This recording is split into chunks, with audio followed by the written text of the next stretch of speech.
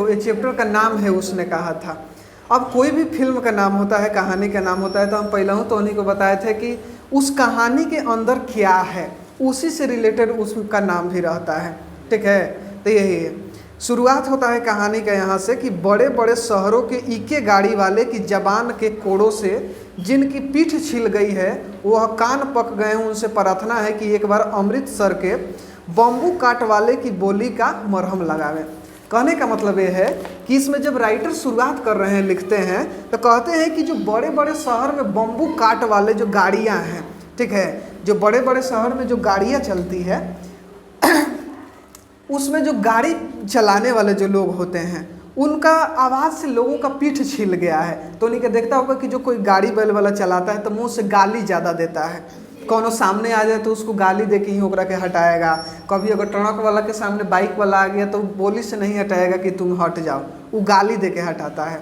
तो वही पहल का बात कहा है कि अगर आपको बड़े बड़े शहर में ऐसा हो रहा है तो एक बार आप कहाँ आइए, अमृतसर आइए। और यहाँ से पहल का शुरुआत होता है कि ये जो कहानी है वो कहाँ से संबंधित है, अमृतसर। ये आपसे पहले का सवाल पूछा जाएगा कि जो उसने कहा था कहानी किस शहर से संबंधित है, तो उसने कहा हाँ अमृतसर से संबंधित है। उसने कहा था कहानी में अमृतसर शहर की चर्चा है। अच्छा, अमृतसर कहाँ है? भारत में है। वो पता है, भारत के किस राज्य में है? पंजाब में पड़ता है, पंजाब में अमृतसर पड़ता है। ठीक है, ध्यान दो। जब बड़े बड़े शहरों की चौड़ी सड़कों पर घोड़े की पीठ को चाबुक से धोते हुए ईके वाले कभी घोड़े को नानी से अपना निकट संबंध दिलाते हैं, कभी राह चलते पैदलों की आंखों के न होने पर तरस खाते हैं। मतलब कहने का अर्थ है कि घोड़े का नानी संबंध दिलाना मतलब कि होता है कि नानी के गाली गोली ज़्यादा देता है, ऐसा ना, तो नानी के गाली को दिखाया है। और राह चलते हुए पैदल की आंखों न होने पर उसका संबंध दिखाता है। मतलब ऐसा बोलता है कि तोरा आंख न है, जैसे कोई चल रहा है गाड़ी के सामने आ गया तो ड्राइवर बोलता है कि आंख तोरा न है, इस टाइप से है। हाँ, कभी उनके पैरों की उंगलियों के पैरों को चीर कर अपने को ही सताया हुआ बताते हैं। और कभी ऐसा होता है कि मतलब कि उसके पैर की उंगली पर गाड़ी अपना चढ़ा भी देता है और बाद में अपने ही रोने लगता है और अपने को सताया हुआ बताने लगता है। जैसे कोई गाड़ी वाला तुम्हारे ऊपर जब चढ़ा देगा तो वो अपना दुख रोने लगेगा कि ऐसे है वैसे है। ठीक है, अब ज़्यादा देर की रिकॉर्डिंग कहला करता है तो वो अपना हाथ हैं रह दो, अपना हाथ दुखा जा तो हाँ, और तोरा में डायरेक्ट जा रहा है इसलिए मतलब घर घर आके आएगा, इसमें जब सुनने देगा तब तोरा सुनाएगा। चलो समझो, अभी कहानी का मेन प्लॉट नहीं आया है, समझो यहाँ पर। जब अमृतसर में उनकी बिरादरी वाले, ठीक है, तंग चकरदार गलियों में हर लड़ही वाले के लिए ठहरकर सब्र का समुद्र उमड़ाकर, बचो खालसा जी, हटो भाई जी, ठहरना भाई, आने दो लाला जी, हटो बाछा, इस टाइप से। यहाँ कहने का मतलब ये है कि दूसरे शहर में जो गाड़ी वाले हैं गाली देकर आपको बुलाते हैं, लेकिन वही जो अमृतसर में आइएगा तो यहाँ के जो गाड़ी वाले कहते हैं कि बचो खालसा जी, हटो भाई जी, ठहरना भाई, मतलब आपको रिस्पेक्ट देकर बात करते हैं। कहाँ के लोग? अमृतसर के लोग। अमृतसर के लोग किसी भी प्रकार के व्यक्ति को इज्जत से बुलाते हैं, लेकिन दूसरे शहर में गाली देकर बुलाते हैं। यही कहानी का मेन पात्र था बेसिकली, मतलब वो चल रहा था। ध्यान दो, उसके बाद में कुछ स्टेप गायब करके हम मेन पॉइंट पे आते हैं। ऐसे बम्बू काट वालों के बीच में होकर एक लड़का एक लड़की, ठीक है, चौक की एक दुकान पर आ मिले। अब यहीं से कहानी की शुरुआत होती है मेन, ठीक है, यहाँ से कहानी शुरुआत होगा जो ज़्यादा समझ में आएगा। होता कुछ ही है कि एक चौक रहता है अमृतसर में, उस चौक पर एक लड़का और एक लड़की कहाँ मिलता है? दुकान पे आके मिलता है। उसके बालों और ढीले सूथने से जान पड़ता था कि दोनों सिख हैं। मतलब जो लड़का लड़की था दोनों, जो बाल उसका हेयर स्टाइल था, जो कपड़ा था, उसको देखकर क्या लग रहा था कि वो सिख है। जैसे आप भी अगर किसी मुस्लिम को देखिएगा तो पहचानिएगा कि नहीं कि वो उस धर्म से है, अगर लड़की को भी देखेगा तो पहचान लेगा कि वो किस धर्म से है। ठीक है, वह अपने मामा के केस धोने के लिए दही लेने आया था और यह रसोई के लिए बढ़िया। लेने आया था मतलब लड़की की लड़का आया था, मतलब जो लड़का था अपने मामा के लिए क्या लेने के लिए, केस धोने के लिए दही लाने आया था दुकान पे। और जो लड़की थी वो रसोई के लिए बड़िया लाने आई थी, मतलब खाना बनाने के लिए जो बड़ी प्रयोग होता होगा वो लड़की लाने आई थी। ठीक है, उसके बाद में दुकानदार एक परदेसी से, जो दुकानदार था किसी तीसरे व्यक्ति को सामान दे रहा था। तब तक लड़का लड़की यहाँ पे दुकान पे आते हैं। तेरे घर कहाँ है? अब इन लोगों का संवाद होता है दोनों लड़का लड़की का, मांगरे में, मगरे में और तेरे। ठीक है, सवाल पूछता है कि तेरा घर कहाँ है, तो बताता है कि मगरे में। तेरा कहाँ, तो एक दूसरे से बताते हैं लोग। मांझे में, यहाँ कहाँ रहती है? लड़का बोलता है कि हम तो मांझे में रहते हैं, तुम यहाँ कहाँ रहती है? अतर सिंह की बैठक में वे मेरे मामा होते हैं। लड़की जवाब देती है कि हम अतर सिंह के बैठक में रहते हैं, अतर सिंह मेरे मामा लगते हैं। ठीक है, मैं भी यहाँ मैं भी मामा के यहाँ हूँ, उनका घर गुरु बाजार में है। लड़का बोलता है कि हम भी यहाँ किसके यहाँ आए हैं? मामा के यहाँ हैं, उनका घर गुरु बाजार में है। इतने में दुकानदार निबटा और इनका सौदा देने लगा। अब जो तीसरा व्यापारी से दुकानदार कर रहा था, अब इनका ये सब जो हो रहा था, उसके बाद इनका सामान देने लगा। सौदा लेकर दोनों साथ साथ चले। कुछ दूर जाकर लड़के ने मुस्कुराकर पूछा, कुछ दूर साथ चलते हैं, लड़का बाद में पूछता है तेरी कुड़माई हो गई। और ये जो लाइन है वो अभी तक दर्जनों बार एग्जाम में आ चुका है। ठीक है, यह कुड़माई, ठीक है,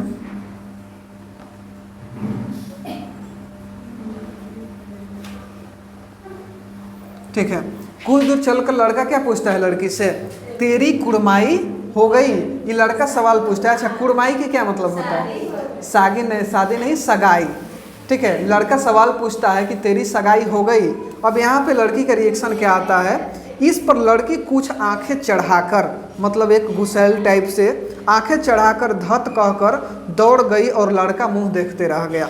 जब ये लड़का सवाल पूछता है तो लड़की धत कहकर और क्या चली जाती है। दूसरे तीसरे दिन सब्जी वाले के यहाँ, दूध वाले के यहाँ अकस्मात दोनों मिल जाते हैं। और ऐसा जब लगातार होने लगा कि दूसरे तीसरे दिन भी लड़का लड़की कहीं मिल जाता था, चाहे वो सब्जी वाला हो, दूध वाला हो, या फिर कहीं भी अचानक से मिल जाता था। महीना भर यही चलता रहा। लड़का लड़की हमेशा क्या 1 महीना तक यही मिलता रहा और यही सवाल जवाब होता रहा। 2-3 बार लड़के ने फिर पूछा।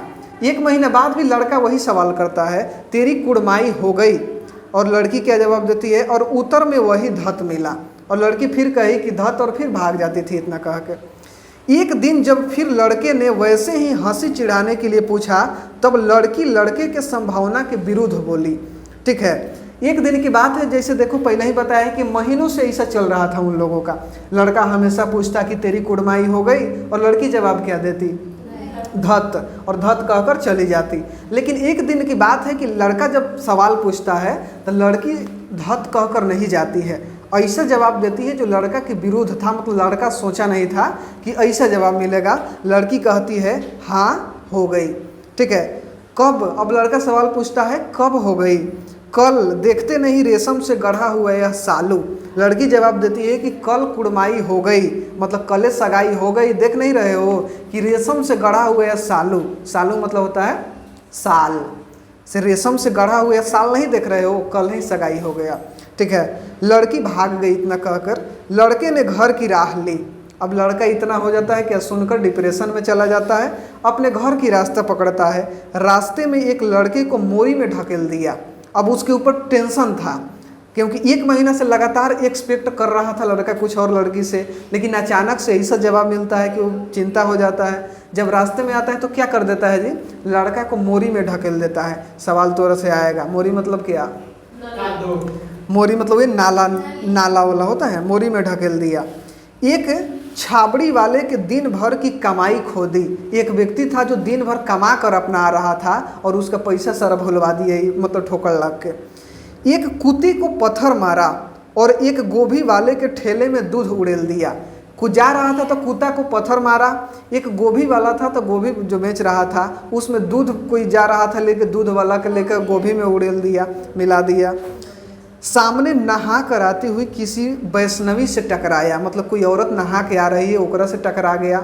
ठीक है। और अंधे की उपाधि पाई। जब औरत से टकराए तो औरत ने क्या कहा? अंधा कहा। और ऐसे करके वह घर पहुंचा। इस सब्जेक्टिव में तोरा से पूछा जाएगा कि जब लड़की कही कि हाँ हो गई, तब लड़के की क्या प्रतिक्रिया हुई? लड़के की यही प्रतिक्रिया हुई कि वह घर जाते समय गोभी वाले में दूध उड़ेल दिया, कुत्ता को पत्थर मारा, नहा के आती हुई औरत से टकराया, जिसके कारण वह क्या कहे? इसको अंधा कहे। और इस हिसाब से लड़का क्या हो जाता है? घरे पहुंच जाता है। समझा कि स्थिति क्या रही होगी? अब होता है कहानी का फर्स्ट दृश्य खत्म हो जाता है, यहाँ से दूसरे का पार्ट शुरू होता है। राम राम यह भी कोई लड़ाई है। अब आगे पता चलेगा। अच्छा एक मिनट, अभी उसका इंट्रोडक्शन दे देते हैं। जो लड़का यहाँ है, लड़का का नाम अभी नहीं आया है, लेकिन लड़का का नाम यहाँ समझ लो कि लहना सिंह रहता है।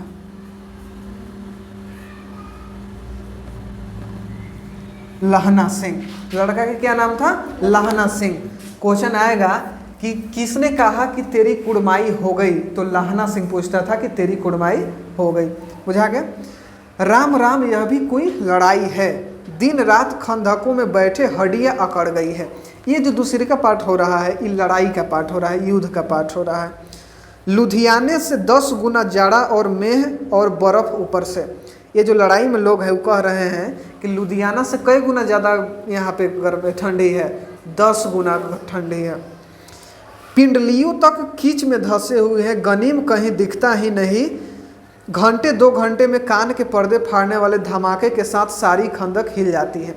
कहा जा रहा है कि यहाँ बहुत ठंडा पड़ रहा है, लुधियाना से 10 गुना ठंडा पड़ रहा है, लेकिन गनीम कहीं दिखाई नहीं दे रहा है, लेकिन दुश्मन कहीं दिखाई नहीं दे रहा है। लेकिन अचानक से घंटा 2 घंटा में एक तेज धमाका हो रहा है, मतलब एक ब्लास्ट हो रहा है, जिसके कारण लग रहा है कि कान का पर्दा फाट जाएगा और सारा खंदक हिल जा रहा है। मतलब ये कहाँ की स्थिति दिखाया गया है? अमृतसर के युद्ध की स्थिति दिखाया गया है। युद्ध में ऐसा ही ना होता है, जैसे टोनी का हमेशा पूछता है कि हमेशा गोली ये चलते रहता है का? तो ऐसा ही होता है कि हमेशा नहीं चलता है। बस कोई टारगेट दिखा तब चलेगा, चाहे वो अपना हेड न चलेगा, हमेशा नहीं चलेगा। और 100 गज धरती उछल पड़ती है। जब ये ब्लास्ट होता है तो 100 गज धरती उछल जाती है, मतलब जोर से धमाका होता है। इतना कहने का मतलब है इस गैबी गोले से बचे तो कोई लड़े। ठीक है। नगर कोट का जलजला सुना था। यहाँ दिन में 25 जलजले होते थे। जो कहीं खंदक में बाहर साफा या कोहनी निकल गई तो चटाक से गोली लगेगी। ये बताया जा रहा है कि अगर खंदक मतलब होता है जहाँ पे आर्मी लोग छुपे हुए रहते हैं दुश्मन से, तो खंदक से कहीं भी अगर कोहनी निकल जाए तो क्या होगा जी? चटाक से गोली लगेगी। युद्ध में ही ना होता है कि युद्ध में बेसिकली होगा क्या कि अगर तुम गोली कोई चलाता है तो ऐसा नहीं है कि जैसे तो फिल्मों में देखता होगा कि एक हीरो से एकदम सामने से आके लड़ाई करता है, लेकिन रियल में कुछ और होता है। रियल में बच के लड़ना पड़ता है। अगर सामने से जाओगे तो फिर 1 मिनट में छिटा जाएगा। तो इसीलिए बोले हैं कि हम लोग खंदक में रह रहे हैं और अगर कोहनी भी बाहर निकल जाए तो चटाक से गोली लगेगा। ठीक है। न मालूम बेईमान मिट्टी में लेटे हुए हैं या घास की पत्तियों में छिपे हुए हैं। ये बताया जा रहा है कि बेईमान मतलब दुश्मन, नहीं पता है कि दुश्मन कहाँ है, या तो घास में छिपा है कि मिट्टी में छिपा है, नहीं पता है। अब यहाँ पे नाम होता है लहना और 3 दिन हैं। 4 तो खंदक में बीत गए, परसों रिलीफ आ जाएगी और फिर 7 दिन की छुट्टी। ये जो जितना सारा बात है ये आर्मी वाले बतुआ रहे हैं, कह रहे हैं कि लहना 3 दिन और रुकना है। यहाँ 7 दिन तो बीत चुका है, 3 दिन और रुकना है और उसके बाद में परसों रिलीफ आ जाएगा। रिलीफ मतलब कथी होता है? रिलीफ सुना है कभी? रिलीफ मतलब मान के चलो कोई खाने पीने से रिलेटेड सामान, जैसे बाढ़ ही आता है तो रिलीफ बांटा जाता है जिसमें खाना वाना दिया जाता है। तो ये बोला जा रहा है कि रिलीफ आ जाएगी और फिर 7 दिन की छुट्टी। सॉरी, खंदक में 4 दिन बीता है, 3 दिन और ही रहना है और फिर 7 दिन के लिए छुट्टी हो जाएगा। अपने हाथों झटका करेंगे और पेट भर खा सो रहेंगे। उसी फिरंगी मैम के बाग में मखमल सी हरी घास है, फल और दूध की वर्षा करा देती है। लाख कहते हैं दाम नहीं लेती, कहती है तुम राजा हो मेरे मुल्क को बचाने आए हो। यहाँ पे समझो बात को ये जो आर्मी है लड़ाई में से जब जाएगा ना 7 दिन की छुट्टी के लिए, तो एक मैम के बाग में जाएगा। मतलब मैम जानते हो ना, मतलब एक लेडीज मैडम के बाग में जाएगा। जब मैडम के पास जब सेना जाती है तो मैडम फल और दूध बहुत खिलाती है। किसको? सेना को। लेकिन जब सेना उसको पैसा देती है तो वो महिला नहीं लेती है, कहती है कि तुम राजा हो, मेरे मुल्क को बचाने आए हो, हम पैसा तुमसे नहीं लेंगे। यही बात है। तो उसी मैम की लोग बात कर रहा है कि यहाँ से 7 दिन की छुट्टी लेकर हम कहाँ जाएंगे? उसी मैम के पास जाएंगे जहाँ ये सब होता है। 4 दिन तक पलक नहीं झपकी। ठीक है, 4 दिन तक क्या नहीं होता है जी? पलक नहीं झपकता है। मतलब लड़ाई की स्थिति है तो होबे करेगा। बिना फेरे घोड़ा बिगड़ता है और बिना लड़े सिपाही। यहाँ एक लाइन बताया गया है कि बिना फेरे घोड़ा बिगड़ता है और बिना लड़े सिपाही। यह प्रस्तुत पंक्ति किस कहानी की है? उसने कहा था। उसने कहा था। प्रस्तुत पंक्ति उसने कहा था कहानी से। ठीक है, यह कहने का मतलब है कि घोड़ा फेरने का मतलब कि अगर घोड़ा को नहीं हाँकोगे तो उसका चाल खराब हो जाएगा, वो नहीं चलेगा। और सिपाही अगर नहीं लड़ेगा तो फिर उसका चाल खराब हो जाएगा। मतलब घोड़ा है उसको चलना जरूरी है और सिपाही है मतलब लड़ना जरूरी है। मुझे तो संगीन चढ़ाकर मार्च का हुक्स मिल जाए, फिर 7 जर्मन को अकेला मार न लौटूं तो मुझे दरबार साहब की देहली पर माथा टेकना नसीब ना हो। लाहना सिंह एक बात बोलता है। लाहना सिंह आर्मी ऑफिसर रहता है, आगे पता चलेगा। लाहना सिंह कहते हैं कि अगर हम अकेला 7 को जर्मन को नहीं मारे तो फिर हमारा नाम बदल दीजिएगा, हम फिर जो दिल्ली पर माथा नहीं टेकेंगे। मतलब लाहना सिंह बात करता है कि अगर हमको मौका मिले तो कितना को मारेंगे? अकेला 7 को मारेंगे हम। ठीक है, पाजी कहीं के कलों के घोड़े संगीन देखते ही मुंह फाड़ देते हैं और पैर पकड़ने लगते हैं। ये तो अंधेरे में 30-30 मन का गोला फेंकते हैं। मतलब जो दुश्मन है अंधेरा में 30-30 मन का गोला फेंक रहा है। ठीक है, समझते हो ना? गोला मतलब बम बारूद ज़्यादा चला रहे हैं अंधेरा में। उस दिन धावा किया था, 4 मील तक एक जर्मन को नहीं छोड़ा था। लाहना सिंह कहता है कि उस दिन हमने धावा किया था, मतलब हम जब अटैक किए थे तो एक जर्मन को कई किलोमीटर तक जो दौड़ाए थे? 4 मील तक मान के चलो, मतलब 4 किलोमीटर तक दौड़ाए थे। ये बात कौन बोल रहा है? लाहना सिंह। लाहना सिंह आर्मी में रहते हैं। वो कहते हैं कि एक दिन हम जब जर्मन को, मतलब जर्मनी सेना के साथ इनका लड़ाई था, कि हम जब जर्मन का कर रहे थे तो 4 मील तक खेदे थे। पीछे जनरल ने हट जाने का कमान दिया, नहीं तो। ठीक है, ये बोल रहे हैं कि हम 4 किलोमीटर तक चल गए, लेकिन जनरल साहब ने हमको पीछे हटने का आदेश दे दिया, नहीं तो उस दिन हम उसको छोड़ते नहीं तो सीधे बर्लिन पहुंच जाते। क्यों? सूबेदार हजारा सिंह ने मुस्कुरा कर कहा। और यहाँ एक सवाल आता है सबसे ज़्यादा। हजारा सिंह,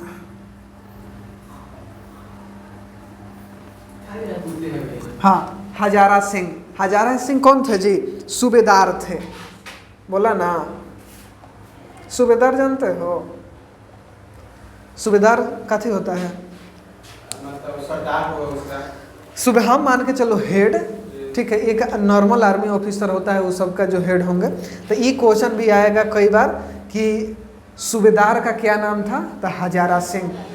लाहना सिंह कौन था? तो ये आर्मी सेना थे, मतलब सिपाही थे। और हजारा सिंह क्या था? ये सूबेदार था। ठीक है, सूबेदार सिंह ने मुस्कुरा कर कहा, लड़ाई के मामले जमादार या नायक के चलाए नहीं चलते, बड़े अफसर दूर की सोचते हैं। 300 मील का सामना है, एक तरफ बढ़ गए तो क्या होगा? अब देखो, जो लाहना सिंह है एक आर्मी है, सूबेदार जो है हजारा सिंह है। उस जब लाहना सिंह ऐसा बात बोलता है कि मन कर रहा है लड़ने का, उस दिन हम 4 किलोमीटर तक चल गए थे, तब जो है सूबेदार हंसता है और बोलता है कि जो बड़े अफसर होते हैं ना, वो दूर की सोचते हैं। तुम सोचो कि अगर आज हम लोग आगे बढ़ गए तो फिर क्या होगा। ठीक है, मतलब कथी है? हाँ, कहले बोल रही है पढ़ाई को। ठीक है, हाँ, पंखा लगाए हैं हम अपना, लग गर्मी लगता है, का हवा खा रही है, बताओ। हाँ, अच्छा चलो समझ। कहने का मतलब ये है, अच्छा टाइम देख लेना अपन, अभी टाइम ही ठीक है। पढ़ो पहले ध्यान से। यहाँ तक जो भी लिखवाया है क्वेश्चन पूछा जाने वाला है। पहले का क्वेश्चन, उसने कहा था मैं किस शहर की चर्चा है? तेरी कुड़माई हो गई किस कहानी की लाइन है? तेरी कुड़माई हो गई है किसने पूछा? लहना सिंह। हजारा सिंह कौन था? सूबेदार। इतना क्वेश्चन अभी तक बना है, ठीक है, ध्यान दो। अच्छा ये बोला है कि बड़े अफसर दूर की सोचते हैं, मतलब लड़ाई करना है तो अगर लड़ाई में घुसना है तो आर्मी तो है कि नॉर्मल वो अपन या तो मरेगी नहीं तो मारेगी, लेकिन उसका जवाब किसको देना पड़ता है? बड़े साहब को देना, बड़े व्यक्ति को देना पड़ता है। मान के चलो आज अपनी इंडियन आर्मी पाकिस्तान को ख़त्म कर दी, लेकिन बिहार जवाब कौन देगा? प्रधानमंत्री अपना जवाब देगा कि ऐसा क्यों हुआ है। अब प्रधानमंत्री जवाब कौन से मांगेगा? जो आर्मी का हेड है उनसे मांगेगा। और जो नॉर्मल आर्मी है उसको क्या करना है? उसको तो नॉर्मल बंदूक उठा के चला देना है, ठीक है। तो यही बोले हैं, सूबेदार हंस रहे हैं कि तुम ऐसा बोल रहे हो ना, जो बड़े लोग होते हैं, बड़े अफसर होते हैं, वो दूर का सोचते हैं कि एक बार अगर लड़ाई कर दिए तो उसका परिणाम क्या होगा। सूबेदार जी सच है, लहना सिंह बोला। लहना सिंह बोलता है कि हाँ सूबेदार जी ये सच है, मतलब पर क्या करे, हड्डियों में तो जाड़ा धस गया है, सूरज निकलता नहीं और खाई में दोनों तरफ से चंबे की बाउल ठीक है बावलियों के सोते जड़ रहे हैं। एक घाव हो जाए तो गर्मी आ जाए, सॉरी एक धावा हो जाए तो गर्मी आ जाएगा। लहना सिंह फिर वही लड़ाई का बात कर रहा है कि ठीक है आप सही कह रहे हैं कि जो बड़े लोग होते हैं दूर का सोचते हैं, लेकिन क्या करें, इतना ठंडी है, देह में बहुत ठंडी लग रहा है, एक धावा अगर हो जाता तो ठीक रहता, मतलब एक बार अगर हम हमला कर देते तो अच्छा रहता। उधमी उठ सिगड़ी में कोयले डाल। अब एक नए पात्र की एंट्री होती है जिसका कोई नाम रहता है उधमी। अब सिगड़ी में कोयले डालने के लिए बोला जाता है, ठंडा का दिन है, लोग आगे तापेगा ना, तो सिगड़ी मतलब कोई घूर उर में कोयला डालो। वजीरा तुम 4 जन बाल्टी लेकर खाई का पानी बाहर फेंको, ठीक है, वजीरा भी एक आर्मी का ही नाम रहता है। महासिंह शाम हो गई, खाई के दरवाजे पर पहरा बदल दो। अब जो होता है ड्यूटी सबका बदला जाता है, ठीक है। यह कहते हुए सूबेदार सारी खंदक में चक्कर लगाने लगे, ठीक है। और ये आर्मी में होता है, तो उन्हीं का अगर हिंदी बॉर्डर मूवी नहीं देखा होगा उसमें दिखाया गया है कि जब शाम का समय होता है चाहे सुबह का समय होता है, तो जो भी आर्मी के हेड होते हैं वो पूरा अपने एरिया का चक्कर लगाते हैं, ठीक है। वो सब अगर तो नहीं देखा होगा तो ये तो देखा होगा कि जब इलेक्शन का टाइम आता है, गांव में जब आर्मी वाले आते हैं तो सवेरे शाम को उठकर पूरा आर्मी मतलब कि गांव का चक्कर लगाता है, रोड में घूमता है, देखा है कभी नहीं? अगर गांव में तो नहीं होता होगा, मार्केट में होता है, चाहे हमनी के एरिया में देखते हैं बेसिकली ऐसे होता है, मार्केट में जरूर कभी देखा होगा इलेक्शन के वक्त, चाहे इससे। वजीरा सिंह पलटन का विदूषक था। अब आते हैं अगले का क्वेश्चन तोरा से पूछा जाएगा कि विदूषक कौन था? वजीरा सिंह। वजीरा सिंह पलटन का विदूषक था। विदूषक का कहने का मतलब है कि हंसी बनाने वाला व्यक्ति, ठीक है, कॉमेडी करने वाला व्यक्ति। इहो क्या थे? एक आर्मी ही थे। वजीरा सिंह भी एक आर्मी ही था। पलटन का विदूषक था, जो पलटन आर्मी था उसमें हंसी मजाक करने वाला व्यक्ति था वजीरा सिंह। तो ये सवाल तोरा से पूछा जाएगा कि पलटन का विदूषक कौन था? वजीरा सिंह। बुझा रहे हैं ना? वजीरा सिंह, वहाँ से कम दिखाई दे रहा है, हो जाएगा वजीरा सिंह। बाल्टी में गंदला पानी लेकर खाई की ओर बाहर फेंकता हुआ बोला, मैं तो पाधा बन गया हूँ, करो जर्मनी के बादशाह का तर्पण। इस पर सब खिलखिला पड़े और उदासी के बादल फट गए। अब जी वजीरा सिंह आता है, पानी फेंकता है खंडक में से और कुछ ऐसा बात बोलता है कि सभी लोग हंसने लगते हैं, और जो सब लोग उदास थे, उदासी का बादल फट जाता है, सब लोग हंसने लगते हैं, ठीक है। लहना सिंह ने दूसरी बाल्टी भर उसके हाथ में देकर कहा, अपनी बाड़ी के खरबूजों में पानी डाल दो, ऐसा खाद पानी पंजाब भर में नहीं मिलेगा। हाँ, देश क्या है, स्वर्ग है, मैं तो लड़ाई के बाद सरकार से 10 गुना, ठीक है, 10 घुमा जमीन यहीं मांग लूँगा और फलों के बूटे लगाऊंगा। ये लोग अपने में हंसी मजाक कर रहे हैं कि जब ये लड़ाई ख़त्म हो जाएगा ना तो हम लोग अपने घर नहीं जाएंगे, हम लोग यहीं सरकार से ज़मीन मांग लेंगे और यहीं पे खेती करेंगे, ठीक है, ठीक है। लाड़ी होराव को यहाँ बुला लेंगे या वही दूध पिलाने वाली फिरंगी मैम, चुप कर, यहाँ वालों को शर्म नहीं, ठीक है। देश देश की चाल है, आज तक मैं उसे समझ ना सका कि सिख तंबाकू नहीं पीते, ठीक है, ध्यान दो। वह सिगरेट देने से हट करती है और ओठों में लगाना चाहती है और मैं पीछे हटता हूँ। यहाँ से तो होने के लिए एक धार्मिक चीज़ पता चलेगा कि जो सिख धर्म के लोग होते हैं वो सिगरेट, तंबाकू ये सब नहीं खाते, दारू शराब नहीं पीते हैं। ठीक है, तो यही बात है कि जब वो मेम के पास ही लोग जाता है तो जितना आर्मी है सब सिख है, देख रहा है कि सब सिख है लोग, तो ये लोग सिगरेट, गुटखा, तंबाकू नहीं पीता है। लेकिन जो जब उस मैम के पास जाता है तो वो मैम सिगरेट देती है पीने के लिए, तंबाकू देती है पीने के लिए, लेकिन ये लोग पीछे हटता है। जब पीछे हटता है तो उस मैम को लगता है कि हमारा हाथ का दिया हुआ नहीं पी रहा है, मतलब मैम को अलग गलत फहमी है लेकिन रियलिटी कुछ और है। यही लाहना सिंह बता रहे हैं। तो समझती है कि राजा बुरा मान गया है, अब मेरे मुल्क के लिए लड़ेगा नहीं। मतलब जब ये लोग गुटखा तो उस ज़माने में था नहीं, जब ये लोग तंबाकू नहीं पीता है तो उस मैम को क्या लगता है कि बुरा मान गया है। अच्छा, अब बोधा सिंह कैसा है? अब नया एगो पात्र का एंट्री होता है, कौन? बोधा सिंह। अच्छा है, जवाब मिलता है अच्छा है। जैसे मैं जानता ही न हूँ, रात भर तुम अपने दोनों कंबल उससे उड़ाते हो और आप सिगड़ी के सहारे गुजर करते हो, उसके पहरे पर आप पहरा दे आते हो, अपने सूखे लकड़ी के तख्ते पर उसे सुलाते हो और आप कीचड़ में पड़े रहते हो। ठीक है, ध्यान दो। अब होता क्या है, नया पात्र आता है जौना के नाम रहता है क्या, कथे नाम रहता है?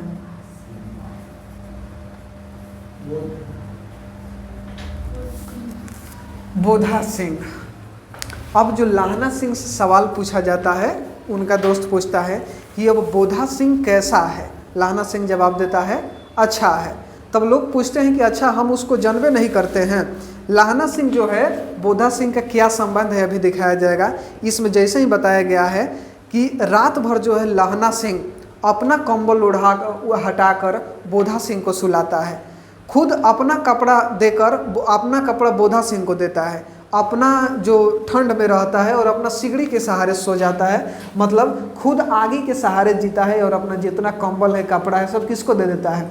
बोधा सिंह को। और बोधा सिंह को क्यों देता है आगे पता चलेगा।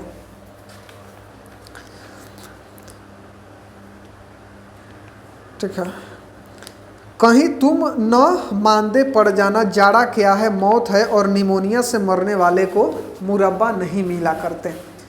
ये एक लाइन है जो हमेशा तोरा से पूछा जाएगा। अभी यहाँ पे जगह नहीं है जिसके कारण सुन लो कि जाड़ा क्या है, जाड़ा क्या है, मौत है और निमोनिया से मरने वाले को मुरब्बा नहीं मिला करते हैं।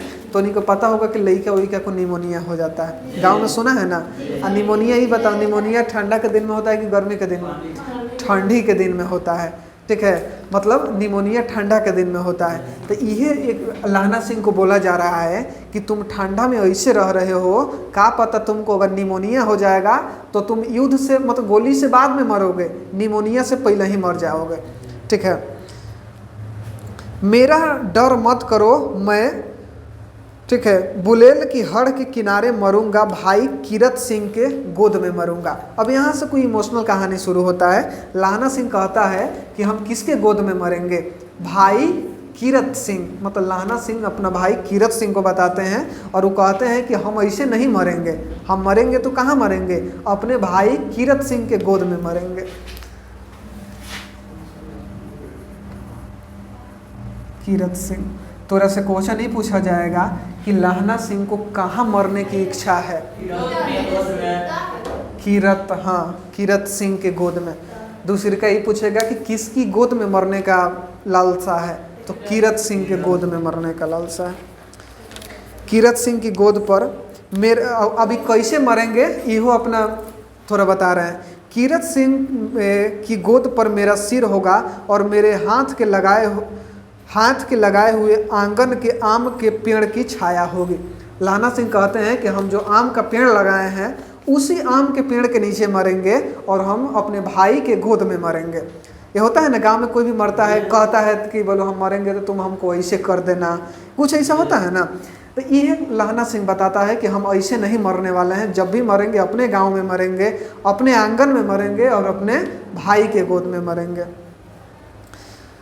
वजीरा सिंह ने त्योरी चढ़ाकर कहा, क्या मरने की लगाई है? मेरे और जर्मनी और तुर्क, हाँ भाइयों कुछ गाओ हाँ जैसे। देखो जब वैसे ही लहना सिंह जब इमोशनल होने लगता है, अपना जब गम वाली बातें करने लगता है, तो वहाँ एक व्यक्ति रहते हैं वजीरा सिंह। वजीरा सिंह कौन था? पलटन का विदूषक था। वजीरा सिंह कहता है कि क्या मरने वरने का लगाए हुए है, छोड़े इसको, मतलब उसको शांत कराते हैं और कहते हैं कि कुछ गाओ। अब यहाँ कुछ पंजाबी में गाना लिखा गया है जो कि हम लोग के समझ से थोड़ा बाहर है, इसलिए हम इन नहीं गा सकते हैं। ये लोग कुछ गाना वाना गाता है, ठीक है। उसके बाद में हो गया दोपहर रात आ गई, अंधेरा है सन्नाटा है, बोधा सिंह खाली बिस्किटों के तीन टीनों पर अपने दोनों कंबल बिछाकर लहना सिंह के 2 कंबल और बरान कोट ओढ़कर सो रहा है, ठीक है। अब रात का समय है, लहना सिंह जो बोधा सिंह है वो जो टीन का बिछाया हुआ है, टीना का बिछाया हुआ एक बिस्तर है जिस पर कंबल बिछाकर सो रहा है। लहना सिंह पहरे पर खड़ा था। पहरा, लहना सिंह कौन पहरा दे रहा था? लहना सिंह पहरा दे रहा था। एक आंख खाई के मुंह पर और एक बोधा सिंह के दुबले शरीर पर। बोधा सिंह कराहा, मतलब जो बोधा लड़का था वो काफ़ी उसका तबीयत खराब था, ठीक है। और जो लहना सिंह था वो मतलब कि पहरा दे रहा था गेट पर। तो लहना सिंह एक जो आंख था गेट की ओर पहरा देने पर लगाया हुआ था और एक आंख कहाँ था? बोधा सिंह के शरीर पर। कहने का मतलब है कि एक बार दुश्मन को देख रहा था, एक बार जो लड़का था बोधा सिंह उसको देख रहा था। अभी तक समझ में नहीं आया है बोधा सिंह कौन है, आगे पता चलेगा। क्यों बोधा भाई क्या है, पानी पिला दो। बोधा का बहुत तबीयत खराब है, युद्ध की स्थिति चल रही है। बोधा से पूछता है कि क्या हाल है। बोधा सिंह बोलता है कि हमको पानी पिला दो। लहना सिंह ने कटोरा उसके मुंह से लगाकर पूछा कैसे हो। पानी पीकर बोधा बोला कंपनी छूट रही है, मतलब कंपकंपी हो रही है। किसको? बोधा सिंह को। रोम रोम में तार दौड़ रहे हैं। रोम रोम में तार दौड़ रहा मतलब बहुत ज़्यादा ठंड लग रहा है। दांत बज रहे हैं। दांत कब बजता है? ठंडे से ना, मतलब जिसको खटखटाना चाहे कटकटाना कादू बोलते हैं, वो है ना, जो भी हो। अच्छा मेरी जर्सी पहन लो। लहना सिंह बोलता है कि मेरी जर्सी पहन लो। जर्सी मतलब जैकेट, मतलब मान के चलो एक प्रकार का विशेष कपड़ा है। और तुम, बोधा सिंह बोलता है कि तुम क्या पहनोगे, क्योंकि जो है लहना सिंह अपना खुद कंबल वगैरह सब दे दिया है बोधा सिंह को। मेरे पास सिगड़ी है और मुझे गर्मी लगती है, पसीना आ रहा है। अब यहाँ लहना सिंह झूठ बोल रहा है। एक लड़का को बचाने के लिए लहना सिंह बोल रहा है उतना ठंडी है, लेकिन बोल रहा है कि देखो हमको अभी भी पसीना आ रहा है, हमको बहुत गर्मी लग रहा है, यहाँ आग भी जल रहा है, तुम लो ये मेरा जर्सी पहन लो। ना मैं नहीं पहनता, 4 दिन से तुम मेरे लिए। हाँ याद आई, मेरे पास दूसरी गर्म जर्सी है, आज सवेरे ही आई है, विलायत से मेमो ने बुनकर भेजी है। गुरु उनका भला करे, ये कहकर लहना सिंह अपना कोट उतारकर जर्सी उतारने लगा। लहना सिंह यहाँ झूठ बोलता है। जब बोधा सिंह माना करता है कि तुम 4 दिन से मेरे लिए इतना कर रहे हो, तब बोधा सिंह बोलता है कि अच्छा हमको याद आया कि जो विदेशी मैम है हमको हमारे लिए एक क्या बेची है, बुन कर भेजी है, मतलब एक स्वेटर भेजी है, ठीक है। हम जा रहे हैं उसको पहन ले रहे हैं, तुम लो मेरा ही पहन लो। और ऐसे कहते हुए अपने कोट उतारा, आर्मी है कोट उतारा और उसके बाद जर्सी भी उतारने लगा। सच कहते हो और नहीं झूठ, ठीक है। वो बोधा सिंह को पता है कि जो लहना सिंह है झूठ बोल रहा है, ये हमको बचाने के लिए अपने ही सब कर रहा है। ये कहकर ना ही करते बोधा को उसने ज़बरदस्ती जर्सी पहना दी और खाली कोट जीन का कुर्ता भर पहनकर पहरे पर खड़ा हो गया।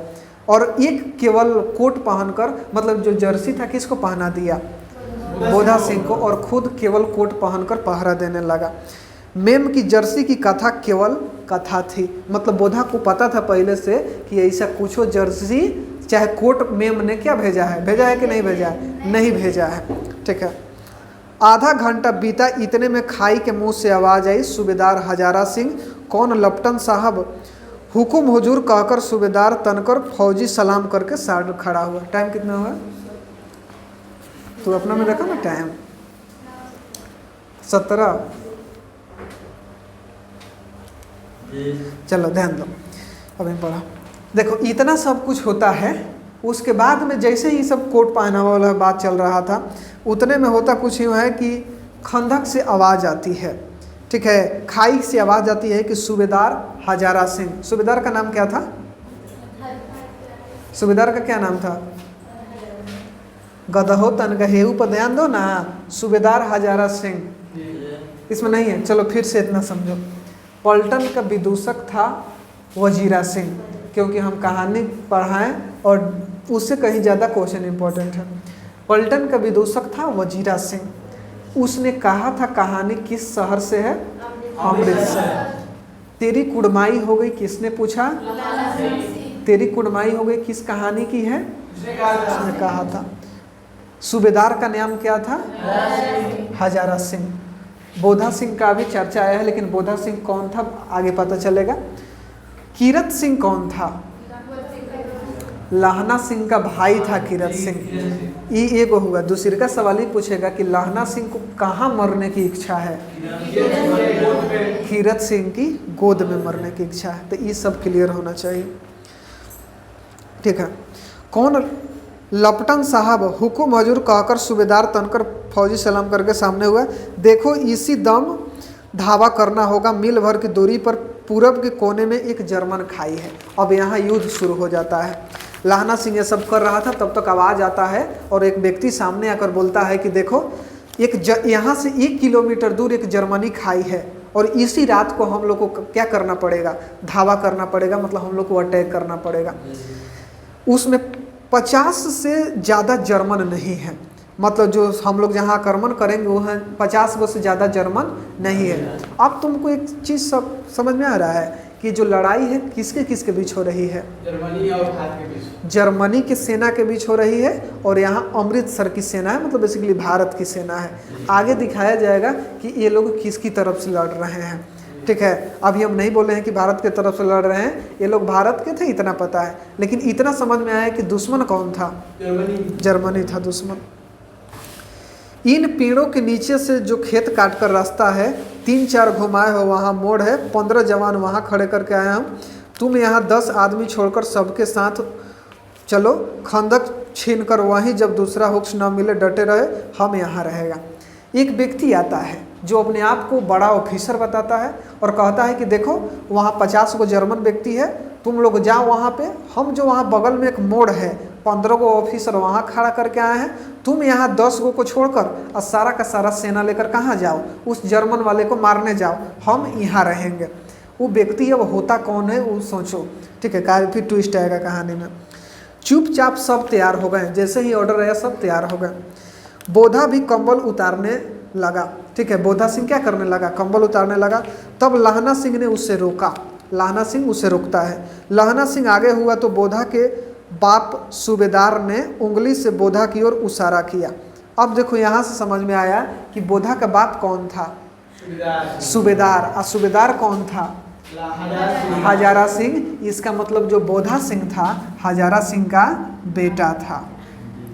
बोधा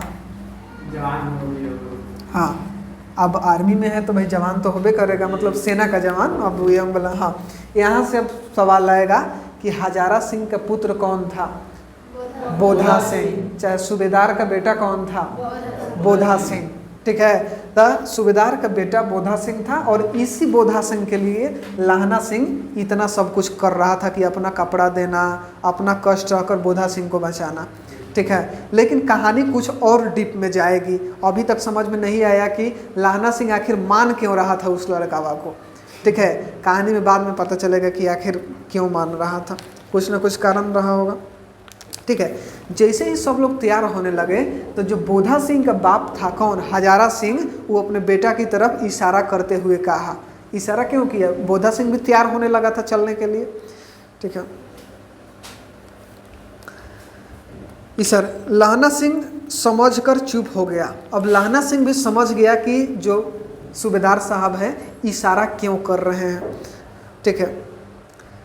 पीछे 10 आदमी कौन रहे हैं इस पर बड़ी, एक मिनट, हाँ ठीक है, बड़ी हुज्जत हुई। कोई न रहना चाहता था। समझा बुझाकर सूबेदार ने मार्च किया। लपटन साहब लाहना सिंह की सिगड़ी के पास मुंह फेरकर खड़े हो गए और जेब से सिगरेट निकालकर सुलगाने लगे। 10 मिनट बाद उन्होंने लाहना सिंह को हाथ बढ़ाकर कहा, लो तुम भी पियो। अच्छा ये बताओ, लाहना सिंह किस धर्म से था? सिख धर्म से। सिख धर्म से। सिख धर्म वाला सिगरेट पीता है कि नहीं पीता? नहीं पीता है। लेकिन जौन ऑफिसर आया था, जौन सब आदेश दे रहा था कि तुम ऐसे करो, वहाँ 50 गो जर्मन है, चलो मारने, तो उन क्या करता है? खुद सिगरेट पीता है। अब पीने के बाद लाहना सिंह को भी देता है कि लो तुम भी पियो। अभी तक कुछ समझ में आया कि ये क्या हो रहा है? क्या क्यों दे रहा है वो सिगरेट पीने के लिए? पीने के लिए दे रहा है। लेकिन तो सिख वाला सिगरेट पीबे नहीं करता है। समझो अब आगे आएगा कि क्यों ऐसा हो रहा है, सवाल आएगा, ध्यान देना। ठीक है, लो तुम। आंख मारते मारते लाहना सिंह सब समझ गया, और जैसे ही सिगरेट दिया वो ऑफिसर लाहना सिंह को समझ में आ गया कि अब हम लोग शायद नहीं बचने वाले हैं या फिर कुछ होने वाला है। ठीक है, मुंह का भाव छिपाकर बोला लाओ साहब, और सामने से बोला नहीं, मतलब मुंह झुकाकर ही बोला कि लाओ साहब। ठीक है, हाथ आगे करते ही उसने सिगड़ी के उलझने में साहब का मुंह देख लिया। जो साहब आया था वो मुंह छुपाया था, और उसी के में मतलब कि कैसा हूँ करके लाहना सिंह उस साहब का क्या कर लेता है? मुंह देख लिया। बाल देखे उसका माथा ठनका, और जैसे ही लाहना सिंह देखा कि यार ये तो दूसरा व्यक्ति है, तब लाहना सिंह का माथा ठनका। मतलब वो जो व्यक्ति आया था, कौन व्यक्ति था? दुश्मन व्यक्ति था, और इनके पास आ गया था इनका ऑफिसर बन के। मतलब क्या पता चल रहा है? वो व्यक्ति आया है या तो इनके आर्मी को मार दिया है और इनको मारने के लिए आया है अपना भेष बदल कर। जैसे ही लाहना सिंह देखते हैं इनका माथा ठनकता है, मतलब ये सोच में पड़ जाते हैं कि आखिर क्या हुआ है। ठीक है, लपटन साहब के पटियाले बाल एक दिन में कहाँ उड़ गए और उनकी जगह कैदियों से कटे हुए बाल कहाँ आ गए? शायद साहब शराब पिए हैं और उन्हें बाल कटवाने का मौका ना दिया गया। लाहना सिंह ने जांचना चाहा। लपटन साहब 5 वर्ष से उसकी रेजिमेंट में थे। ठीक है, अब लाहना सिंह सोचने लगा कि लपटन साहब 5 साल से इनके सीनियर थे, लेकिन ऐसा हुलिया कभी नहीं था, सिगरेट कभी नहीं पिए, इसीलिए जो लाहना सिंह था उनको जांचना चाहा। क्यों साहब हम लोग हिंदुस्तान कब जाएंगे? अभी उटपटांग सवाल पूछता है लाहना सिंह कि क्यों साहब हम लोग हिंदुस्तान कब जाएंगे? लड़ाई खत्म होने पर क्यों? यह देश पसंद नहीं है? नहीं साहब, शिकार के वे मज़े यहाँ कहाँ। याद है परसाल नकली लड़ाई के पीछे हम आप जगाधरी ज़िले में शिकार करने गए थे। हाँ, वहीं जब आप खोते पर सवार थे और आपका खानसामा अब्दुल्ला रास्ते में एक मंदिर में जल चढ़ाने को रह गया था। बेशक पाजी कहीं का, सामने से नीलगाय निकली कि ऐसी बड़ी मैंने कभी ना देखी। अब लाहना सिंह ऐसा बात जांचने के लिए बोल रहा है कि अगर ये सही में हमारे साहब होंगे तो जवाब देंगे कि हाँ ऐसा हुआ था। ठीक है, जैसे देखो तुम्हारे ही घर में एक व्यक्ति आ जाए जो कहे कि हम तुम्हारा रिश्तेदार हैं, तुम उसको पहचानिए ना रहा है, तो सवाल पूछेगा ना कि हाँ बताइए कि वो आपके घर में कौन है, चाहे बताइए कि हम लोग एक बार साथे गए थे घूमने तो कथी किए थे। तो अगर सच में आपका वो करीबी होगा तो वो जानेगा, नहीं तो आपका भेष बदल कर आया होगा लूटने, तब तो नहीं बता पाएगा। लाहना सिंह भी वही करता है। और आपकी एक गोली कंधे में लगी और पूठे से निकली। ऐसे अफसर के साथ शिकार खेलने में मज़ा है। क्यों साहब? शिमले से तैयार होकर उस नीलगाय का सिर आ गया था।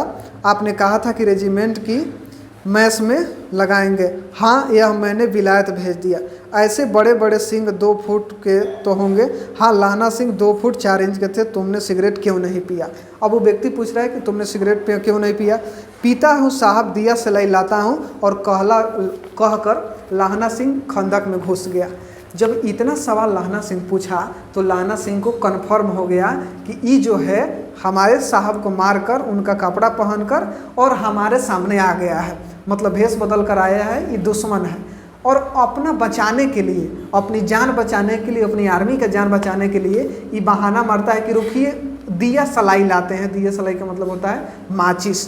कहता है कि रुकिए अंदर से हम माचिस लाते हैं, और ये कहकर कहाँ चल जाता है लाहना सिंह? भीतर घुस जाता है। ठीक है, अब उसे संदेह नहीं रहा था। उसने झटपट निश्चय किया कि क्या करना चाहिए। अब वो सोच रहा है कि अब क्या करना चाहिए।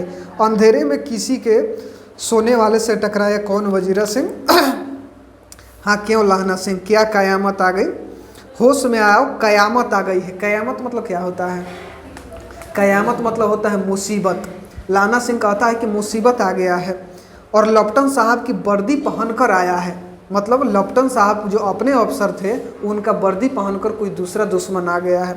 लपटन साहब या तो मारे गए या फिर क्या हो गए, कैद हो गए। मतलब यदि लाना सिंह को लग गया कि या तो जो हमारे साहब थे उनको ही मार दिया, नहीं तो किडनैप कर लिया, तभी ना उनका वर्दी पहन कर ही आया है। उनकी वर्दी पहनकर कोई जर्मन आया है। ठीक है, अब समझ में आया ना कि वो कौन था साहब आया हुआ जो बोल रहा था, वो जर्मनी का ही था और बोल रहा था कि चलो 50 को जर्मनी वाला है। मतलब क्या, उस सबका सेटिंग था कि यहाँ से बुला के ले जाएंगे और वहाँ अपना सेना है सबको मरवाएंगे, और खुद साहब को ख़त्म किए दिया था। सोहरा साफ उर्दू बोलता है पर किताबें, ठीक है। तो अब मारे गए, धोखा है, सूबेदार कीचड़ में चक्कर काटते हुए फिरेंगे, खाई पर धावा होगा, उधर उन खुले में धावा हो। उठो, एक काम करो, पलटन के पैरों के निशान देखते देखते दौड़ाओ, अभी बहुत दूर ना गए होंगे। सूबेदार से कहो कि एकदम लौट आए, खंदा की बात झूठ है, चले आओ, खंदा के पीछे से निकल आओ, पता तक न लड़ खड़के देर मत लगाओ। अब हुआ कुछ यूँ था कि ये सब बतवा रहा था, लेकिन जो यहाँ की सेना थी वो चल गई थी जर्मनी वाला को मारने के लिए। चलने के बाद लहना सिंह को पता चलता है कि वो जर्मनी का जो कहानी बनाया गया था वो क्या था, झूठ था। वो सब गया है, उसको अगर वापस नहीं बुलाया गया तो सारा का सारा हम लोग मारे जाएंगे। जिस कारण ये अपने मतलब खंदक के पिछवाड़े से कोशिश करता है कि उसको खबर करने का कि तुम लोग जल्दी से जल्दी वापस लौटो। ऐसी की तैसी मेरा हुक्म, जमादार लहना सिंह जो इस वक्त यहाँ सबसे बड़ा अफसर है उसका हुक्म है, मैं लपटन साहब की खबर लेता हूँ, पर यहाँ तुम 8 ही हो। ठीक है, पहले ही बताया गया है कि जो हेडक्वार्टर था वहाँ बेसिकली वहाँ 8 गो लोग ही थे और सब गोड़ा कहाँ चल गए थे, जर्मनी की सेना को मारने के लिए। 8 नहीं 10 लाख। अब मेन लड़ाई यहाँ से शुरू होता है। लाना सिंह को वो कहता है कि हम लोग 8 गोड़ा हैं, हम लोग तो मारे जाएंगे। तो लाना सिंह कहता है कि 8 नहीं है, कितने हैं, 10 लाख हैं। ठीक है, कितना टाइम हुआ है, एग्जैक्ट 29। चलो ज़्यादा कुछ नहीं। ठीक है, एक एक अकालिया सिख 1.25 लाख के बराबर होता है। और ये युद्ध में भी माना गया है कि जो एक सिख होता है कितने के बराबर होता है, 1.25 लाख के बराबर होता है। मतलब एगो जो आर्मी ऑफिसर, एगो सिख व्यक्ति है, उस 1.25 लाख को मारने का हिम्मत रखता है। ठीक है, और इसीलिए लहना सिंह बोलता है कि हम लोग 8 गोड़ा हैं, तो 8 गोड़ा सिर्फ 8 नहीं बल्कि हम लोग 10 लाख है, इसलिए हम लोग हारेंगे नहीं। अच्छा, चलो बेसिकली जो यहाँ तक आया, अभी इस कहानी में बस एक क्लास में नहीं, अभी कहानी है बेसिकली कोशिश किया जाएगा कि एक क्लास में। अभी जाने से पहले इसको रिकॉल कराते हैं, ध्यान दो। पलटन का विदूषक कौन था, वजीरा सिंह। जो एक कहानी है किस शहर से है, तेरी कुड़माई हो गई किसने कहा, लाना सिंह। सूबेदार कौन था, हजारा सिंह का बेटा कौन था, बोधा सिंह। ठीक है, लाना सिंह को कहाँ मरने की इच्छा है, धमाके के साथ साहब के हाथ से दिया सलाई गिर गई। लाना सिंह ने एक कुंदा साहब की गर्दन पर मारा और साहब आंख, ठीक है, ओ माई गॉड कह के गिर गए। बंदूक के कुंदा से, देखा हो कुंदा, देखा है ऐसे तो ने जो नीचे रहता है, जो यहाँ पे राइफल में होता है, यहाँ पे लगाया जाता है, तो उसी कुंदा से क्या करता है लाना सिंह, उस साहब को मार देता है, ओ माई गॉड करके गिर जाता है। लाना सिंह ने 3 गोले बीनकर खंदक के बाहर फेंके और साहब को घसीटकर सिगड़ी के पास लाया। जेबों की तलाशी ली, 3-4 लिफाफे और एक डायरी निकालकर उन्हें अपने जेब में हवाले किया। जैसे पुलिस और आर्मी का काम होता है, जैसे पुलिस किसी भी अपराधी को मारती है तो मारने के बाद तो उन्हें फिल्मों में देखा होगा कि उसका तलाशी लेती है कि उसके जेब में क्या है, कुछ आईडी वीडी चाहे कुछ सामान है, जो भी सामान होगा, चाहे मोबाइल होगा, आईडी होगा, वो अपने पास पुलिस रख लेगी। उसी प्रकार लाना सिंह भी आर्मी था। वो अपने उस लपटन साहब को मारने के बाद क्या किया, जेब का तलाशी लिया, उसमें से वो डायरी लिया और जो भी था वो अपने पास रख लिया। ये सब था।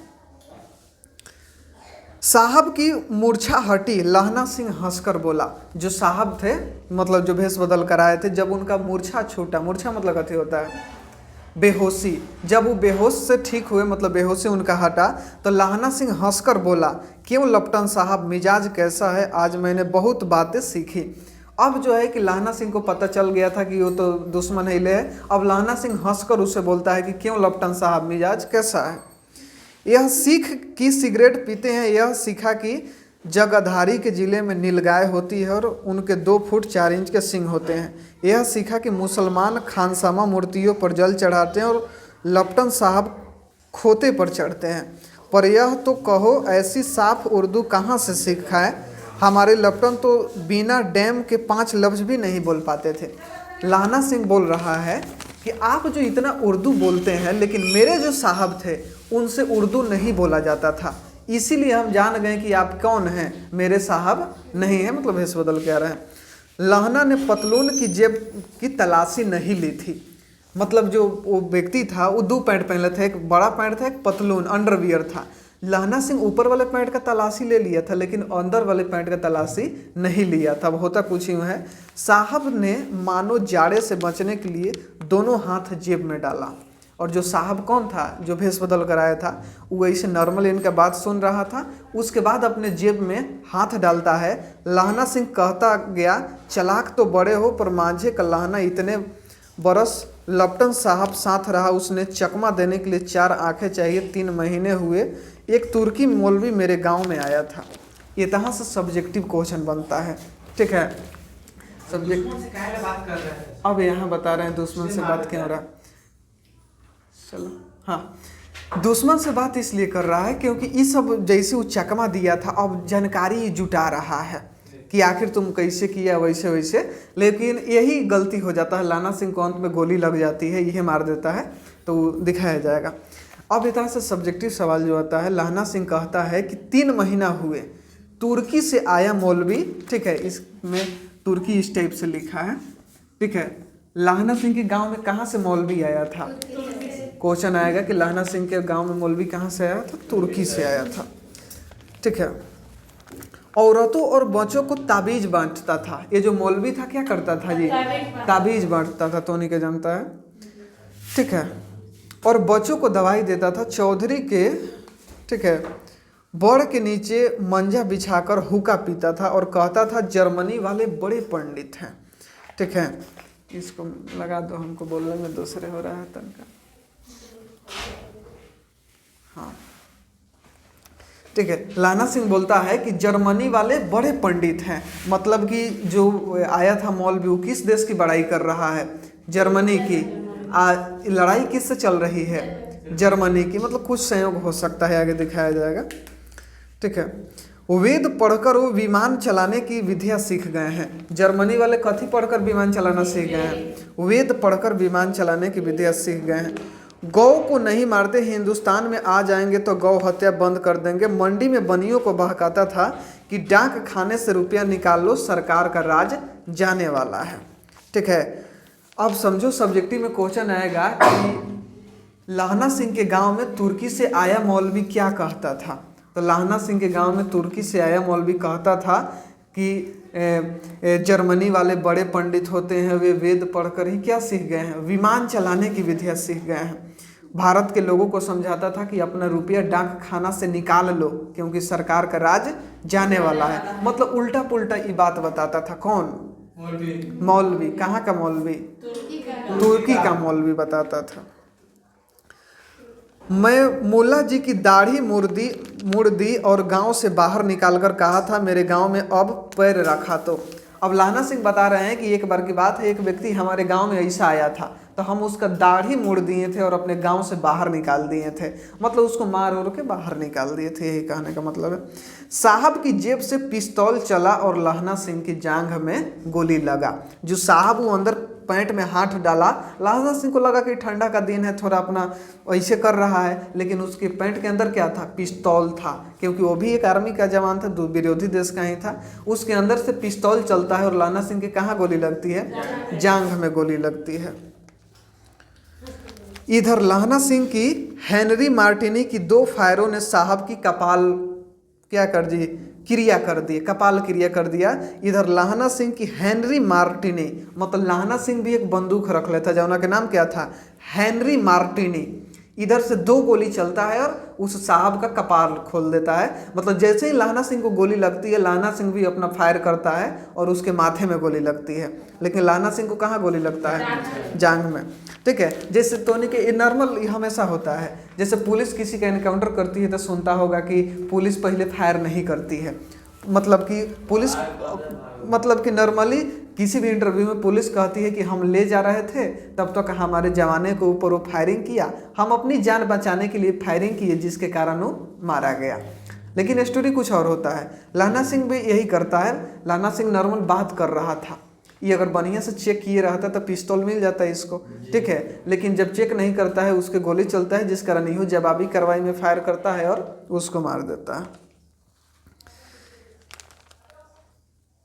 ठीक है, धड़ाका सुनकर सब दौड़ आए। बोधा चिल्लाया क्या है? जो बोधा सिंह था, हजारा सिंह का बेटा, सूबेदार साहब का बेटा, वो चिल्लाया कि क्या है। लहना ने उससे तो यह कहकर सुला दिया कि एक हड़का हुआ कुत्ता आया था, मार दिया।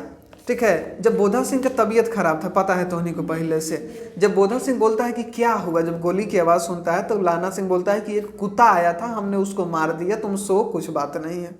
ये बात है। और औरों से सब हाल कह दिया। सब बंदूक लेकर तैयार हो गए। लहना ने साफा फाड़कर घाव की दोनों तरफ पट्टियाँ बांध कर रखी। जो होता है, गोली लगता है तो कोई भी व्यक्ति कपड़ा से ओकरा के बांधता है। क्यों बांधता है? वो गोली अपना से नहीं निकलेगा, क्योंकि गोली मांस में थोड़े रहते हैं, हड्डी में जाके फंस जाता है तो वो डॉक्टर ही निकालेगा ओकरा के। लेकिन गोली लगने के बाद अपना जो काम होता है कि आपको जहाँ भी गोली लग रहा है उसको कपड़ा से बढ़िया से बांध दीजिए। कपड़ा इसलिए बांधिए क्योंकि खून नहीं निकले।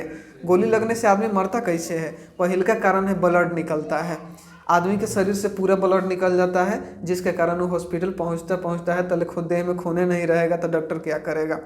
मर जाएगा वो। ठीक है, तो इसीलिए गोली लगता है तो सबसे पहले का काम होता है कि उसको बांधना कपड़ा से। ठीक है, तो यही करते हैं क्या जी, साफा फाड़कर, साफा मतलब कि कपड़ा फाड़कर और उसे बांधते हैं। ठीक है, घाव मांस में ही था, पट्टियों के कसने से लहू निकलना बंद हो गया। लहू मतलब कपड़ा जब बांधे तो खून निकलना बंद हो गया। उतने में 70 जर्मन चिल्लाकर खाई में घुस पड़े। और उतने जैसे होता है तो 70 को जर्मन आर्मी होता है खाई में घुस पड़े, मतलब इन लोगों के ऊपर क्या हो जाता है? हमला हो जाता है। सिखों की बंदूक की बाढ़ ने पहले धावे को रोका, दूसरे को रोका, यहाँ के 8 और ठीक है 8 ठीक है और वे 70, मतलब ये लोग थे अपना तरफ से पूरा कोशिश किए, लेकिन इंडियन आर्मी जो थी मात्र 8 गो थी और जर्मन वाले कितने थे? 70 थे, जिस कारण ये लोग एक धावा को रोके, दूसरे को रोके, लेकिन कितना रोक सकते हैं? अपने मुर्दा भाइयों के शरीर पर चढ़कर जर्मन आगे घुस आते थे, घोड़े से मिनटों में वे, मतलब मिनटों में वो लोग आगे बढ़ते जा रहे थे। ये लोग 8 आदमी ही थे, ये लोग मार रहे थे लेकिन वो बढ़ रहा था। अचानक आवाज़ आई, वाह गुरुजी फतेह, वाह गुरुजी खालसा, और धाड़ाधड़ बंदूकों से फायर जर्मनी की पीठ पर लगे। इन मौके पर जर्मन 2 चक्की के पटों के बीच में आ गए। पीछे से सूबेदार हजारा सिंह के जवान बरसाते थे और सामने से लहना सिंह के साथियों ने संगीन चाल चल रहे थे। पास आने पर पीछे वाले भी संगीन फिरौना शुरू कर दिया। कहने का मतलब है कि बीच में जर्मन वाला था, इधर लहना सिंह का टीम था और पीछे से कौन था? सूबेदार साहब थे, और दोनों तरफ से मिलकर जर्मनी वाला को दबाकर मारा जाता है। एक किलकारी और अकाल सिख दी फौज आई, वाह गुरुजी फतेह, वाह गुरुजी खालसा, सत श्री अकाल पुरुष। मतलब ये सब नहीं समझ में आ रहा होगा, आएगा इसलिए। देखो ये लोग सिख धर्म के थे। टोनी का कोई भी अगर कहीं पे मूवी वूवी देखता होगा, जैसे हिंदी के मूवी में टोनी सनी देओल का, चाहे किसी भी देशभक्ति अगर मूवी देखा होगा, बॉर्डर फिल्म देखेगा चाहे कुछ ऐसा, तो उसमें जो अपने धर्म का लोग प्रचार करते हैं, मतलब सॉरी प्रचार उसको नहीं बोलेंगे, अपने धर्म को लेकर बोलते हैं। जैसे कोई मुस्लिम होता है तो अल्लाह अकबर करके गोली चलाएगा। ठीक है, तो उन्हीं के फिल्मों में देखा होगा चाहे सुना होगा। ठीक है, उसी प्रकार जो हिंदू धर्म से है, ठीक है, वो अपना जय भवानी चाहे जय भगवती कहेगा। उसी प्रकार जो सिख धर्म के हैं तो वाहे गुरुजी खालसा करके अपना पुकारते हैं। इसमें इतना है, ज़्यादा कुछ नहीं। ठीक है, और लड़ाई खत्म हो गई। 63 जर्मन हो देखो, इसीलिए हम लगा दिए थे। कैसा हूँ आज का काम चल जाए। ये सटेगा नहीं, इसको काट ही लगाना पड़ेगा। हाँ ध्यान दो। लड़ाई खत्म हो गई। 63 जर्मन या तो खेत रहे या कराह रहे थे। अच्छा, खेत रहना का क्या मतलब है? खेत रहने का मतलब होता है शहीद होना, मर जाना। तो कितने जर्मन को मारा गया था? ठीक है, 70 जर्मन आए थे, जिसमें 63 या तो मारे गए थे या फिर कराह रहे थे, मतलब वो घायल थे। ठीक है। लहना सिंह की पसली में एक गोली लगी। लहना सिंह को पहले कहाँ गोली लगी थी? जांघ में। अब दूसरी की गोली कहाँ लगती है? पसली कहाँ होता है? सीना में। दूसरी का गोली लहना सिंह को सीने में लगती है, मतलब अब होने वाला है। उसने घाव को खंदक की गीली मिट्टी से पूरा लिया और बाकी सब का साफ कसकर कमर बंद की तरह लपेट लिया। किसी को खबर न हुई कि लहना के दूसरा घाव भारी घाव लगा है। लहना सिंह को जो पहले के गोली लगा था तो नॉर्मल घाव था, लेकिन जो छाती में गोली लगा था वो बड़ा गोली लगा था, बड़ा घाव था, लेकिन वो किसी को कहता नहीं है। लड़ाई के समय चांद निकल आया था, मतलब रात को लड़ाई हुआ था, चांद निकल आया, मतलब सुबह होने वाला था। ऐसा चांद जिसने प्रकाश के संस्कृत कवियों का दिया हुआ छई नाम सार्थक होता है, और हवा ऐसी चल रही थी जैसे बाण भट्ट की भाषा। ठीक है। वजीर सिंह कह रहा था कि कैसे मन भर फ्रांस की भूमि मेरे बूटों से चिपक रही थी और मैं दौड़ा दौड़ा सूबेदार के पीछे रहा था। सूबेदार लहना सिंह से सारा हाल सुना और कागजात पाकर उसकी तुरंत बुद्धि को सराह करते हुए कह रहे थे, तू ना होता था सब हम मार जाते। इस टाइप से लड़ाई की आवाज़ 3 मील दाहिनी ओर की खाई में सुन ली थी। मतलब लड़ाई था तो आवाज़ आ रहा था किसी के रोने का, चाहे गोली चलने का, तो सब सुनाई दे रहा था। ठीक है। वहाँ पीछे से टेलीफोन कर दिया था, वहाँ से झटपट 2 डॉक्टर और 2 बीमार ढोने वाली गाड़ियाँ चली। लड़ाई खत्म हो गया है, तो लड़ाई खत्म हो गया है तो जो लोग घायल हैं उनको इलाज करने के लिए 2 डॉक्टर और क्या जी आता है 2 बीमार ढोने वाली गाड़ी। बीमार ढोने वाली गाड़ी कौन होता है? एम्बुलेंस। ठीक है। 3 किलोमीटर जो दूसरा इलाका है वहाँ से खबर चल जाता है हॉस्पिटल में, वहाँ से 2 डॉक्टर और 2 एम्बुलेंस आ जाता है तुरंत। ठीक है।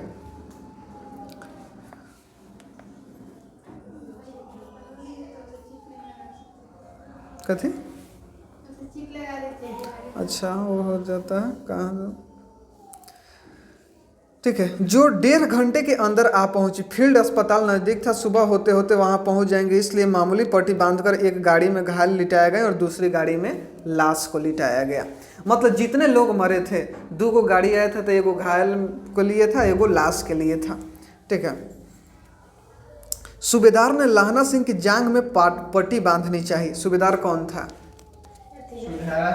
हजारा सिंह। हजारा सिंह जो था कि लहना सिंह के जांघ में पट्टी बांधना चाहा, पर उसने यह कहकर टाल दिया कि थोड़ा घाव है, सवेरे देखा जाएगा। बोधा सिंह ज्वर से बर्राद रहा था। ज्वर मतलब कथी होता है? बुखार। एक सवाल तोरा से पूछा जाएगा। हाँ, बोधा सिंह जो था ज्वर से कराह रहा था, मतलब उसको बहुत ज़्यादा बुखार था। किसको? बोधा सिंह को। और वो कराह रहा था मतलब चिल्ला रहा था। वह गाड़ी में लिटाया गया। लहना को छोड़कर सूबेदार जाते नहीं थे। यह देख लहना ने कहा, तुम्हें बोधा की कसम है और सूबेदारनी की सौगंध है जो इस गाड़ी में न चले जाओ। होता यहाँ कुछ और है कि लहना सिंह को गोली लगी थी, लेकिन जो बोधा सिंह था उसको गोली नहीं लगा था, उसको बुखार लगल था। लहना सिंह खुद गाड़ी में नहीं बैठता है क्योंकि गाड़ी में जगह नहीं रहता है, लेकिन वो बोधा सिंह को बैठा देता है। जब उसका जो सूबेदार हजारा सिंह रहते हैं ज़बरदस्ती कहते हैं कि नहीं तुमको भी चलना है, तो हजारा सिंह को क्या करता है? कसम दिलाता है लहना सिंह कि तुम्हें बोधा की कसम है, मतलब तुम्हें अपने बेटा की कसम है और सूबेदारनी की कसम है, मतलब पत्नी की कसम है कि तुम यहाँ से चले जाओ। ठीक है। अभी तक समझ में आया कि बोधा सिंह को लहना सिंह इतना क्यों मान रहा है? नहीं पता, आगे दिखाया जाएगा। और तुम मेरे लिए वहाँ पहुँचकर गाड़ी भेज देना। लहना सिंह बोलता है कि तुम जाओ, जब पहुंच जाओगे तो गाड़ी दोबारा भेज देना, तब हम चढ़ के आएंगे। ठीक है। और जर्मन मुर्दों के लिए भी 2 गाड़ियां आती होगी। जो जर्मनी वाले लोग थे उनके लिए भी गाड़ियां आती होगी। हाँ, ओकनी के भी ये होता है कि अगर दुश्मन देश अपने लाश को नहीं ले जा रहा है तो कर्तव्य बनता है कि उसको अपने ही देश में, अगर वो मुस्लिम है तो दफनाया जाए, हिंदू है तो मतलब जलाया जाए, मतलब उस व्यक्ति को ऐसे नहीं छोड़ा जाएगा। ठीक है। देखते नहीं मैं खड़ा हूँ, वजीरा सिंह मेरे पास है। अच्छा पर बोधा गाड़ी पर लेट गया, भाला आप भी चढ़ जाओ, सुनिए तो सूबेदारनी होरो को चिट्ठी लिखे तो मेरा, ठीक है, माथा टेकना सीख देना, जब घर जाओ तो कह देना। यहाँ से एक लाइन आता है, जब घर जाओ तो कह देना कि मुझसे जो उसने कहा था मैंने वो कर दिया। यहाँ से जो कहानी का नाम क्या है, उसने कहा था, यहीं से कहानी का नाम लिया गया है। लहना सिंह कहता है कि देखो हजारा सिंह, देखो बोधा, तुम जाओ तो जब सूबेदारनी पूछेगी ना तो तुम कह देना कि उसने जो कहा था मैंने वो कर दिया। अब कहा क्या था ये समझो, ठीक है, ठीक है। अब कहा क्या था उसको हम बता देते हैं। हुआ कुछ यूँ था कि जो जिस लड़की से शुरुआत में मिल रहा था लहना सिंह, उसी लड़की की शादी हो जाती है हजारा सिंह से, मतलब सूबेदार से, ठीक है। और उसका बेटा रहता है बोधा सिंह, जिसको बोधा सिंह को भी पता नहीं रहता है कि लहना हमको इतना क्यों मान रहा है, हजारा सिंह को भी नहीं पता रहता है कि क्यों मान रहा है, लेकिन लहना सिंह को पता रहता है कि हम इसको क्यों मान रहे हैं। पता है ना, उस लड़की से ये प्रेम करना चाहता था, लेकिन शादी दूसरा से एक हो जाती है लड़की की। और एक बार जब वो लड़की से मिलता है तो लड़की बताती है कि हमारा पति और हमारा बेटा सेना में है, और तुम भी सेना में हो तो तुम उसकी रक्षा करना, हमें पता है कि जब तक तुम रहोगे मेरे पति और बेटा को कुछ नहीं होगा। इसीलिए बोधा सिंह को इतना मानता था कौन, लहना सिंह। इसीलिए खुद गोली लागल था तो एम्बुलेंस पे नहीं चढ़ा, लेकिन बोधा सिंह को बुखार लगा था उसको चढ़ा दिया। खुद ठंड में अकेला एक नॉर्मल कपड़ा पहन के रहा, लेकिन सारा कपड़ा किसको दे देता था, बोधा सिंह को। इसीलिए अभी मरने वाला है, ठीक है, ये मरने वाला है। तब इसीलिए कहता है कि जाओ, जब जाना ना तो जब सूबेदारनी पूछेगी मेरे बारे में तो कह देना कि उसने जो कहा था मैंने वो कर दिया। मतलब जान बचाने के लिए बोला था, हम जान बचा दिए तुम दोनों का। आगे इसको दिखाया जाएगा कि कैसे मिला था वो, ठीक है। गाड़ियाँ चल रही थी, सूबेदार ने चढ़ते चढ़ते लहना का हाथ पकड़कर कहा, तूने मेरे और बोधा के लिए प्राण बचाए हैं, लिखना कैसा, साथ ही घर चलेंगे, अपनी सूबेदारनी की तू ही कह देना उसने क्या कहा था। अब हजारा सिंह को भी पता नहीं था कि मेरी पत्नी इसको क्या कहा है, ठीक है। तो वो कह रहा है कि हम नहीं कहेंगे, तुम हमारा और हमारे बेटे का जान बचाए हो, साथ चलो, तुम ही जो कहना होगा उसको कह देना। अब आप गाड़ी पर चढ़ जाओ, मैंने कहा वह लिख देना और कह भी देना, ठीक है। मतलब फिर बोल रहा है कि कह दीजिएगा एक बार। वो गाड़ी के जाते ही लहना लेट गया, मतलब लहना सिंह मरने वाले हैं। गाड़ी के जाते ही लहना सिंह लेट गया। वजीरा पानी पिला दे और मेरा कमर बंद खोल दे, तर हो रहा है, मतलब अभी पानी मांगने लग रहा है। कौन,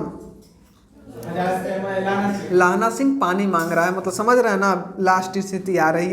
इसी चैप्टर में दिखाया जाएगा। हम बार बार बोलते हैं ना कि जब आदमी मरता है तो उसकी आंखों के सामने कुछ फ्लैशबैक चलता है, इसमें उसमें दिखाया गया। मृत्यु के कुछ समय पहले स्मृति बहुत साफ हो जाती है। मृत्यु के कुछ समय पहले जो याद हो जाता है, याद जो रहता है बिल्कुल साफ हो जाता है। जन्म भर की घटनाएं एक एक करके सामने आने लगती है, ठीक है। जितना जन्म से लेकर आज तक मृत्यु तक आप क्या क्या किए हैं, अच्छा बुरा गलत सही, वो सब आपकी आंखों के सामने एक फिल्म की तरह चलने लगता है। सारे दृश्यों के रंग साफ होते हैं, मतलब जो हुआ रहता है पूरा 100% सही लगता है, लगता नहीं है, मतलब फील होता है, ठीक है। समय की धुंध बिल्कुल उन पर से हट जाती है, ठीक है। लहना सिंह 12 वर्ष का है। अब लहना सिंह को जो सामने अब मरने वाला है तो सामने उसके आ रहा है, तो क्या लहना सिंह के दिमाग में चल रहा है। लहना सिंह जब 12 साल का था तब उसको एक कहानी याद आ रही है, याद नहीं मतलब उसके आँख के सामने आ रही है।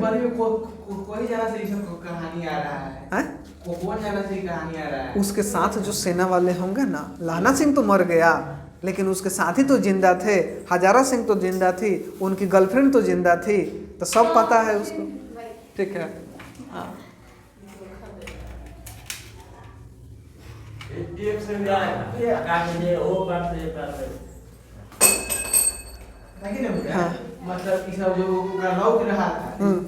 अच्छा, हाँ ये बता रहा था, ठीक है। और राइटर कुछ अपना से मिलाएंगे, ये अभी देखो आगे पता चल जाएगा।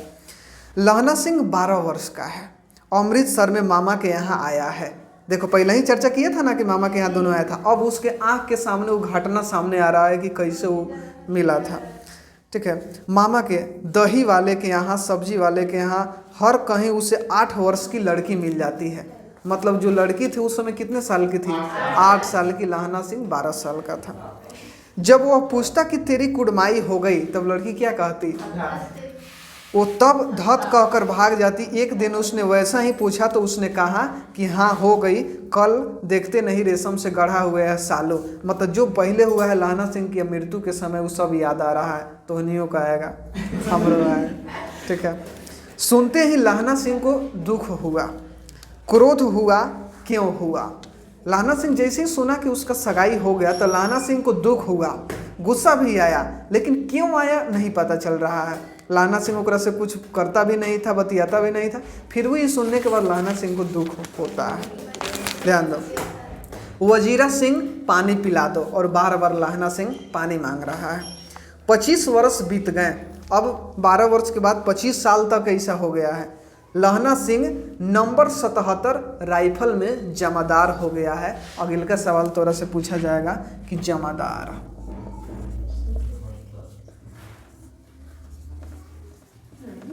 हाँ, लहना सिंह आर्मी में किस पद पर था?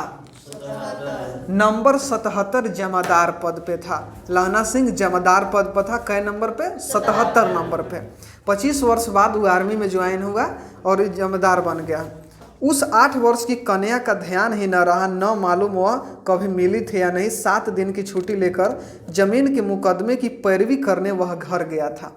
ठीक है। मतलब जब लड़की का शादी हुआ तो कहाँ शादी हुआ, कब हुआ, लहना सिंह को नहीं पता। लेकिन जब वो आर्मी में जाता है उसके बाद 7 दिन का छुट्टी लेकर घर आता है जमीन का मुकदमा सुलझाने के लिए, तब वो पैरवी लेके एक आदमी के घर जाता है। ठीक है। वहीं रेजिमेंट के अफसर चिट्ठी मिली कि फौज लाम पर जाती है, फौरन चले आओ। साथ ही सूबेदार हजारा सिंह की चिट्ठी मिली कि मैं और बोधा सिंह भी लाम पर जाते हैं, लौटते समय घर होते जाना, साथ चलेंगे। सूबेदार का गांव रास्ते में पड़ता था और सूबेदार उसे बहुत चाहता था। लहना सिंह सूबेदार के यहाँ पहुँचा। जब चलने लगे तब सूबेदार बेड़े से निकल कर आया, बोला लहना सूबेदारनी तुमको जानती है, बुलाती है, जा मिल आ। लहना सिंह भीतर पहुँचा। जब ये आर्मी में था तो लहना, मतलब इसका जो सर थे वो बोले कि एक दिन हमारे घर आना। ठीक है। जब लहना सिंह जाता है तो ये बाहर खड़ा रहता है, लेकिन सूबेदार जब अंदर से आता है तो बोलता है कि सूबेदारनी तुमको पहचानती है, तुमको बुला रही है, एक बार जाओ तुम उनसे मिलाना। ठीक है। लहना सिंह भीतर पहुंचा। सूबेदारनी मुझे जानती है, कब? रेजिमेंट के क्वार्टरी में तो कभी सूबेदार के घर से लोग नहीं रहे, दरवाजे पर जाकर माथा टेकना का। ठीक है। लहना सिंह चुप। मुझे पहचाना नहीं, तेरी कुड़माई हो गई, धत हो गई, देखते नहीं रेशम से गढ़ा हुआ सालू अमृतसर में। अब देखो लहना सिंह नहीं पहचान पाया कि ये वही लड़की है जिससे हम मिलते थे। तो लहना सिंह बोला कि पहचानती हो मुझे? ठीक है। तो लड़की बोली कि पहचानते हो मुझे? तो लड़का बोला लहना सिंह कि नहीं। तब लड़की याद दिलाती है कि तेरी कुड़माई हो गई, धत रेशम से गढ़ा हुआ सालू, मतलब कुछ बात बोल रही है। और वो बात लहना सिंह को याद आया। अच्छा, ये सब बात लहना सिंह कह रहा है कि उसके सामने कुछ आ रहा है? ये सब बात उसके मरने के वक्त सामने आ रहा है कि ऐसे ऐसे हुआ था। ठीक है।